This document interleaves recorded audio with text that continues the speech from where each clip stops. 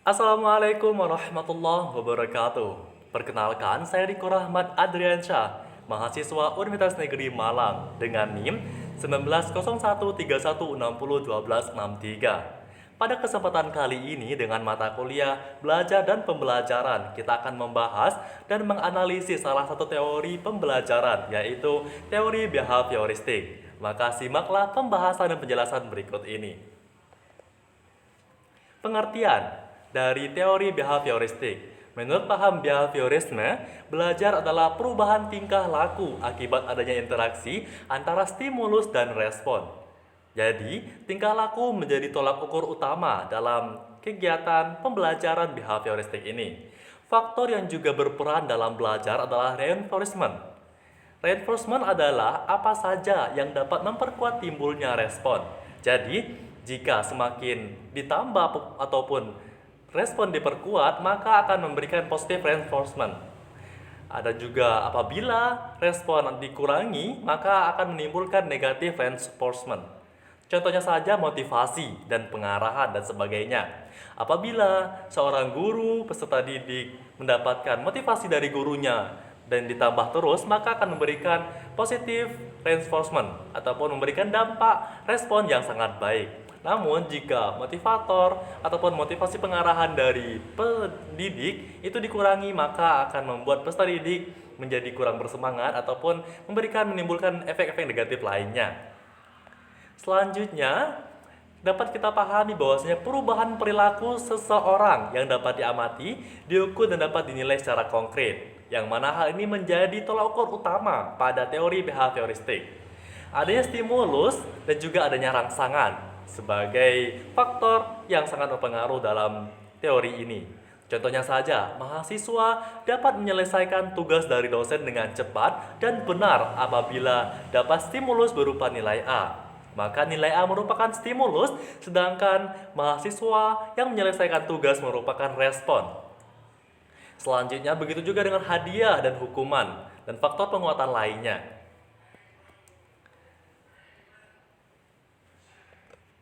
Selanjutnya, ada beberapa tokoh-tokoh yang juga yang juga mengangkat mengenai teori behavioristik ini. Di antaranya ada Watson, ada Thorndike, ada Albert Bandura, ada Ivan Pavlov, ada Clark Hugh, ada Skinner, dan juga ada Edwin Guthrie. Kita akan bahas secara satu persatu. Yang pertama yaitu tokoh John R. Watson yang mengemukakan mengenai behaviorisme klasik, yang mana objek utama yang diamati adalah perilaku peserta didik. Kemudian Bapak John Watson tidak mengakui adanya mental, kesadaran, dan predisposisi yang dimiliki oleh manusia secara biasanya saja. Yang dimiliki manusia raga, fisik, badan, dan refleks. Kemudian konsep belajar menurut Watson adalah memperbanyak refleks yang dibawa sejak lahir melalui conditioning ataupun melalui saat kondisi yang tiba-tiba saja. Conditioning merupakan suatu upaya untuk memperkuat ikatan dan memberi perangsang sehingga menimbulkan refleks dari perilaku. Menurut Watson juga mengemukakan bahwasanya belajar sebagai proses interaksi antara stimulus dan respon, namun stimulus dan respon yang dimaksud harus dapat diamati dan dapat diukur secara konkret. Jadi, walaupun dia mengakui adanya perubahan-perubahan mental dalam diri seseorang selama proses belajar, namun dia menganggap faktor tersebut sebagai hal yang tidak perlu diperhitungkan karena tidak dapat diamati secara konkret. Maka, Watson lebih mengemukakan mengenai konkret ataupun validasi data yang ada. Kita beralih kepada Ivan Petrovich Pavlov yang mengemukakan mengenai classical conditioning, yang mana perilaku semua organisme perilakunya terjadi secara refleks dan dibatasi oleh rangsangan yang sederhana dan bersifat mekanis. Model belajar Pavlov disebut juga sebagai belajar tanda ataupun mengenai istilah-istilah kode dan lain sebagainya yang mempunyai arti terhadap apa yang diharapkan oleh pendidik tentunya. Hubungan antara tanda dan respon digambarkan oleh contoh sebagai berikut, yang mana ketika teorinya Pavlov itu menggunakan seekor anjing, yaitu ketika diberikan daging dan diikuti dengan tanda lonceng, maka anjing tersebut akan mengeluarkan air liur. Maka sesudahnya juga akan dilakukan hal yang sama, membunyikan lonceng tanpa diikuti oleh daging, namun reaksi dari anjing tersebut juga akan mengeluarkan air liur. Jadi, dari gambar di atas terlihat bahwa terjadinya perilaku sebagai hasil dari suatu pengalaman. Hal ini pun membuat anjing Pak Pavlov juga mengeluarkan air liur begitu mendengar lonceng. Bahkan air liur anjing Pak Pavlov tetap menetes saat mendengar suara lonceng tanpa ada makanan yang diberikan. Dari sini dapat kita pahami bahwasanya Bapak Pavlov lebih mengedepankan mengenai hasil dari suatu pengalaman yang menjadikannya sebagai dasar dari tindakan yang akan dilakukan oleh peserta didik untuk kedepannya. Selanjutnya, Ivan Pavlov juga mengemukakan bahwasanya classic condition ataupun pengkondisian atau pencontohan klasik adalah proses yang ditemukan Pavlov melalui percobaannya terhadap anjing, di mana perangsang asli dan netral dipasangkan dengan stimulus bersyarat secara berulang-ulang sehingga munculkan reaksi yang diinginkan. Dan tentunya reaksi yang diinginkan adalah anjing tersebut mengeluarkan air liur sebagai bukti ataupun tanda bahwasanya anjing tersebut menginginkan daging ataupun makanan yang disediakan oleh Bapak Pavlov. Ia mengemukakan bahwa ia dapat menggunakan stimulus netral seperti sebuah nada atau sinar untuk membentuk perilaku sebagai bentuk respons. Eksperimen-eksperimen dilakukan oleh Pavlov dan ahli lain tampaknya sangat terpengaruh pandangan behaviorisme, di mana gejala-gejala kejiwaan seseorang dilihat dari perilakunya. Menjelaskan bahwa yang paling sentral dalam hidup manusia bukan hanya pikiran saja, peranan maupun bicara, melainkan tingkah lakunya. Jadi, kita sebagai manusia tidak hanya mengenai sentral hidup itu terhadap pikiran semata, melainkan juga dipengaruhi oleh efek-efek lainnya, tentunya seperti pengalaman, tingkah laku, dan sebagainya. Dan juga pikiran mengenai tugas ataupun rencana baru akan mendapatkan arti yang benar jika ia berbuat sesuatu ataupun menghasilkan sesuatu yang berpengaruh pada kehidupan kita. Kemudian bertitik tolak dari asumsinya bahwa dengan menggunakan rangsangan-rangsangan tertentu, perilaku manusia dapat berubah sesuai dengan apa yang diinginkan. Selanjutnya beralih kepada tokoh Edward L. Thorndike yang mengemukakan mengenai law of effect. Menyebutkan perilaku ditentukan secara refleks oleh stimulus yang ada di lingkungan dan bukan oleh pikiran yang tidak sadar. Maka dapat dipahami bahwasanya Bapak Edward ini mengemukakan bahwa teori behaviorisme ini dipengaruhi oleh sadar, tidak dipengaruhi oleh alam bawah sadar. Ada 3 hukum utama dalam proses belajar, yaitu yang pertama hukum latihan, yang kedua hukum pengaruh, yang ketiga hukum kesiapan, yang mana ketiga hukum ini akan berpadu menjadi satu kesatuan untuk teori pembelajarannya. Latihan dapat menguatkan hubungan antara subjek dan juga hubungan dengan kekuatan hubungan dipengaruhi oleh tenaga dan lamanya waktu latihan. Pengalaman yang memuaskan akan terjadi bila satu unit perantara siap menggerakkan respon. Apa yang dipelajari terdahulu akan dipengaruhi apa yang dipelajari kemudian. Jadi, latihan tersebut akan menguatkan adanya stimulus dan respon tadi. Jika latihan semakin ditingkatkan, maka tentunya stimulus juga akan meningkat dan tentu juga respon juga akan meningkat sesuai dengan latihan yang diberikan. Selanjutnya, Bapak Edward Thorndike juga mengemukakan bahwasanya belajar adalah proses interaksi antara stimulus yang berupa rangsangan seperti pikiran, perasaan yang dapat ditangkap indera dengan respon. Tentunya, stimulus dan respon menjadi faktor utama pada teori ini. Hasil belajar dapat berupa tingkah laku yang konkret, yang dapat diamati dan tidak konkret. Jadi, menurut Bapak Thorndike ini mengemukakan adanya 2 sisi, yaitu sisi konkret juga tidak konkret, yang mana hal tersebut dipertimbangkan. Teori ini disebut dengan aliran koneksionisme ataupun koneksionisme. Selanjutnya, menurut Skinner, Bapak Skinner mengemukakan mengenai operant conditioning, yang mana tingkah laku sepenuhnya ditentukan oleh stimulus, tidak ada faktor perantara lain. Jadi one and only yaitu stimulus. Respon yang dimaksud Skinner adalah respon terkondisi, respon operans, atau sedangkan stimulusnya adalah stimulus operans. Jadi dioperasikan. Ada 3 syarat terjadinya interaksi antar organisme dengan lingkungannya. Di antara yang pertama, ketika respon terjadi, respon itu sendiri dan juga konsekuensi penguatan respon. Interaksi antar ketiganya adalah contextual of reinforcement. Jadi ketiga syarat tersebut maka akan terbentuk interaksi antar organisme. Bapak Skinner juga mengemukakan bahwasanya konsepnya lebih komprehensif. Hubungan stimulus dan respon yang terjadi melalui interaksi dalam lingkungannya sehingga menimbulkan perubahan tingkah laku. Respon yang diberikan oleh siswa tidak sesederhana sebab stimulus akan saling berinteraksi. Maka ketika guru atau pendidik memberikan stimulus yang konkret, yang komplit, maka juga akan menimbulkan respon yang komplit tentunya.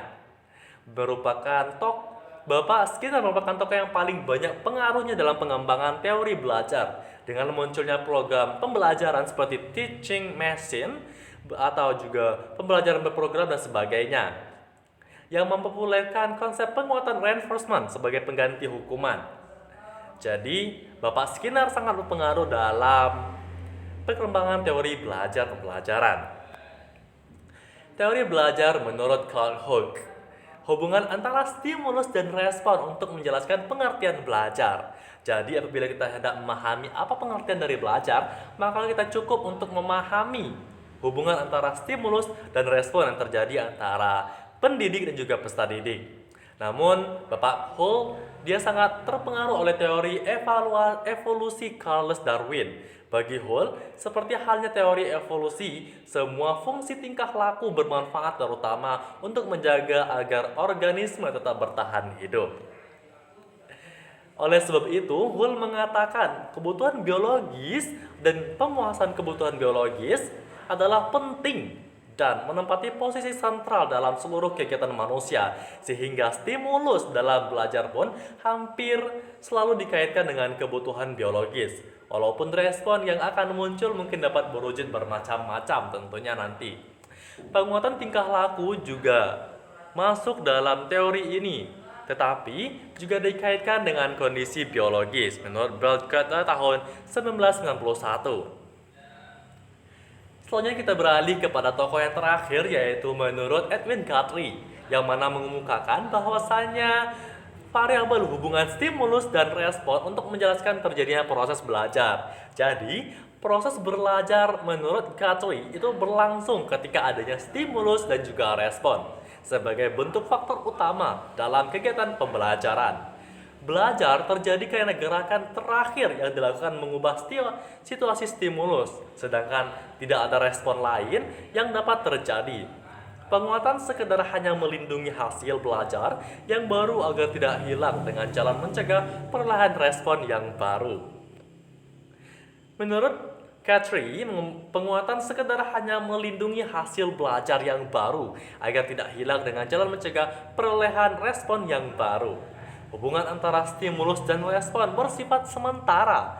Oleh karena dalam kegiatan belajar, peserta didik perlu sesering mungkin diberi stimulus agar hubungan stimulus dan respon bersifat kuat dan menetap. Artinya dapat bersifat berkelanjutan. Jadi, pendidik harus senantiasa memberikan stimulus secara terus berkesinambungan agar respon yang diberikan oleh peserta didik juga dapat berkesinambungan tentunya. Guthrie juga percaya bahwa hukuman atau punishment memegang peranan penting dalam proses belajar karena apabila peserta didik diberikan hukuman tentu juga akan memberikan efek jera nantinya dan juga akan adanya perbaikan dari peserta didik tersebut.